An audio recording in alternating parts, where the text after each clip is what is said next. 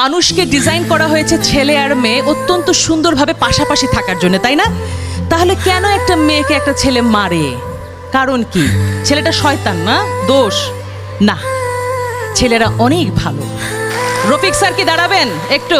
এই যে রফিক স্যার, উনি আমার ছোটবেলার বন্ধু, উনি আমার সকল পরীক্ষায় আমাকে নোট দিতেন। তাহলে ছেলে মেয়েতে কি বন্ধু হয়?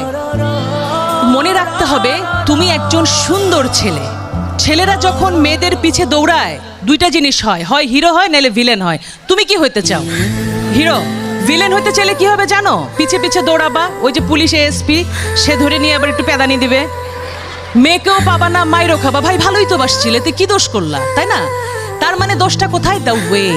তুমি রাস্তায় দাঁড়িয়ে শীষ বাজাবা কেন? তুমি ভদ্র হয়ে দাঁড়াও, তুমি তাকায় দেখো, মেয়েটাকে তাকায় না দেখলে মেয়েটা কিন্তু হার্ট অ্যাটাক করে মরে যাবে, যে তাকাই না ছেলেরা আমার দিকে, ঘটনা কি? কিন্তু সেই দৃষ্টি থাকবে সৌজন্যমূলক, সুন্দর।